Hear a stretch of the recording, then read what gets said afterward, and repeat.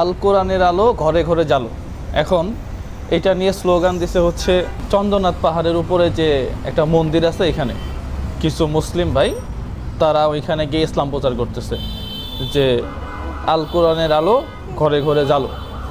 এবং বেশ কিছুদিন আগে এক ভদ্রলোককে দেখছি যে ওইখানে আজান দিতেছিল, এবং ওইখানে এটা হচ্ছে হিন্দুদের একটা পবিত্র স্থান আর কি। ঠিক এই জায়গাতে অনেকেই আপনার ওই জুতা পরে ঠিক ওই জায়গাতে উঠে প্রেম করতেছে আর কি, যদি আমি এক কথাই বলি।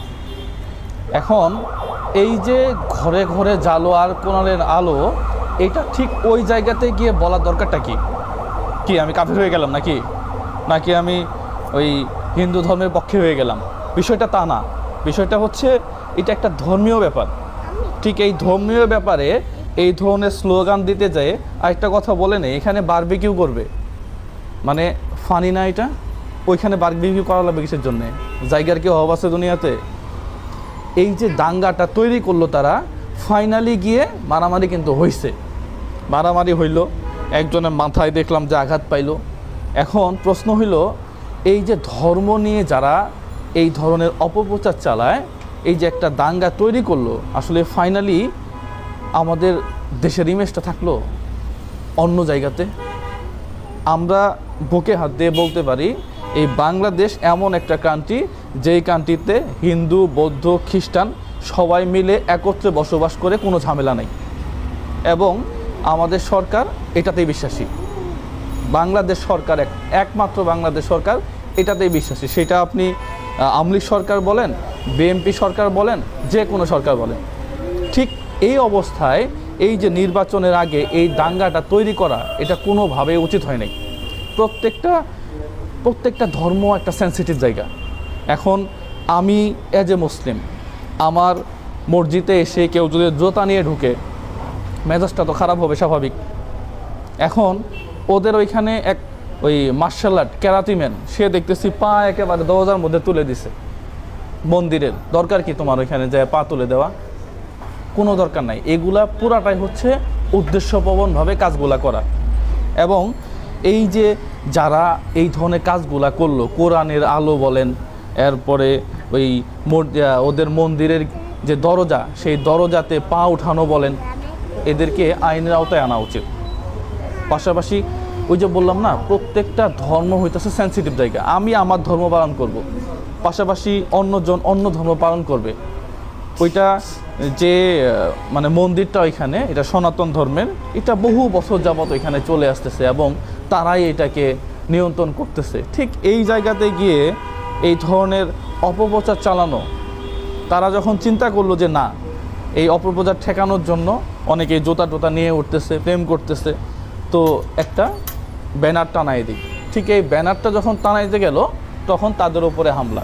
আপনি চিন্তা করতে পারেন, স্বাধীন দেশে, তারাও তো আমাদের দেশে নাগরিক, কিন্তু আমরা আসলেই মানে ইসলামটাকে এমন একটা জায়গায় নিয়ে গেছি, ইসলামের কোন জায়গাতে আছে যে অন্য ধর্মের মানুষের উপর আক্রমণ করা?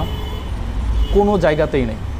যার যার ধর্ম তাকে তাকে পালন করার জন্য আমাদের নবী করিম সাল্লাল্লাহু আলাইহি ওয়াসাল্লাম সেও বলছেন যে ধর্ম নিয়ে বাড়াবাড়ি করিও না। কিন্তু এই জায়গাতেই এখন এই যে আমি পক্ষে কথা বলতেছি, কিছু আছে যারা বলবে যে এ আবার ওই যে ওদের পক্ষে চলে গেছে। না, এখন এই দেশটা তো শান্তিতে চলতেছে। ঠিক এই জায়গাতে এই দাঙ্গা তৈরি করবেন না। দেখেন, আপনার একটা মেসেজে, আপনার একটা স্লোগানে এই দেশে দাঙ্গা লেগে যেতে পারে। পাশাপাশি এই কুমিল্লাতে এক ভদ্রলোক ওই জেলখানায় কিন্তু জেল খেটে আসলো অনেক দিন।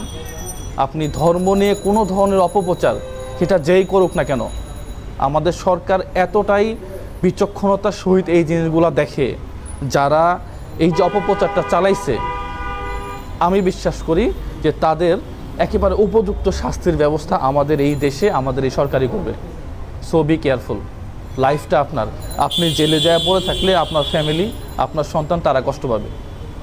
সো প্রত্যেকটা কথা আপনি যখন বলবেন, তখন একেবারে হিসাব নিকাশ করে তারপরে বলা উচিত। সবাই ভালো থাকবেন, সুস্থ থাকবেন। আমার মনে হয় না যে এই বিষয়টা নিয়ে আর বেশি বাড়াবাড়ি করার দরকার আছে। যার যার ধর্ম তাকে তাকে পালন করতে দেন। এটাই তো কঠিন সত্য। নামাজ পড়ার জন্য, আজান দেওয়ার জন্য বাংলাদেশে মুসলমানদের মসজিদের অভাব নেই। অলিতে গলিতে, পাড়ায় পাড়ায় মসজিদ রয়েছে। সেখানে গিয়ে তারা নামাজ পড়তে পারে, আজান দিতে পারে। আরও অনেক পিকনিক স্পট রয়েছে, সেখানে গিয়ে তারা গরুর মাংস রান্না করে পিকনিক করতে পারে, শুয়োরের মাংস রান্না করে পিকনিক করতে পারে। যেটা তাদের খেতে মন চায় সেটাই তারা রান্না করে খেতে পারে, কারোর কোনো সমস্যা নেই, সমস্যা হওয়ার কথাও নয়। কিন্তু এই নোংরামিগুলো, এই অসভ্যতামিগুলো কেন চন্দ্রনাথ মন্দিরে গিয়ে করতে হবে? গোটা বিশ্ব জানে যে চন্দ্রনাথ মন্দির হচ্ছে হিন্দুদের একটা পবিত্র ধর্মীয় স্থান।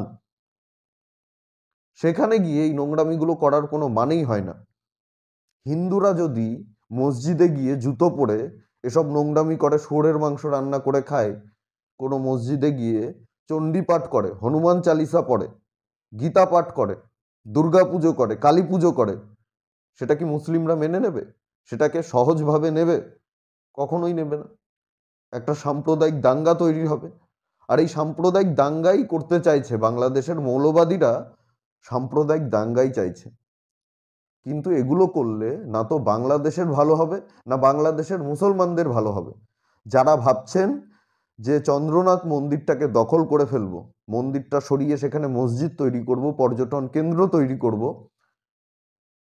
তারা ভুল ভাবছেন। এর পরিণাম কিন্তু অত্যন্ত ভয়ঙ্কর হবে। হিন্দুদের জন্য নয়, হিন্দুদের জন্য নয়, আপনাদের জন্য। বাংলাদেশে যারা শিক্ষিত মুসলমান রয়েছে, বেশিরভাগই তো মাদ্রাসা ছাপ, তারপরেও যারা প্রাইভেট স্কুলে পড়েছে, যারা ইংরেজি মাধ্যম স্কুলে পড়েছে, তারা কিছুটা হলেও এখন বুঝতে পারছে যে এই মৌলবাদীদের জন্য তাদের ভবিষ্যৎ খারাপ হচ্ছে। এই মৌলবাদীদের জন্য বাংলাদেশের ভবিষ্যৎ খারাপ হচ্ছে। এই মৌলবাদীদের জন্য বাংলাদেশের ভবিষ্যৎ প্রজন্মের ভবিষ্যৎটা খারাপ হচ্ছে। তারা আস্তে আস্তে আরো পিছনের দিকে চলে যাচ্ছে। আপনাদের প্রত্যেককে অনুরোধ করব, ভিডিওটি অবশ্যই প্রচুর পরিমাণে শেয়ার করুন এবং কমেন্ট করে আপনাদের মূল্যবান মতামত জানান। আর জাগরণ বাংলা ইউটিউব চ্যানেলে নতুন হলে অবশ্যই চ্যানেলটি সাবস্ক্রাইব করে আমাদের পাশে থাকুন। পাশের বেল আইকনটি প্রেস করে দিন, আমাদের প্রতিটি ভিডিওর নোটিফিকেশন আপনার কাছে সবার আগে পৌঁছে যাবে। সবাই খুব ভালো থাকবেন, সুস্থ থাকবেন, আশেপাশে সবার খেয়াল রাখবেন। জয় হিন্দ, বন্দে মাতরম, ভারত মাতা কি জয়।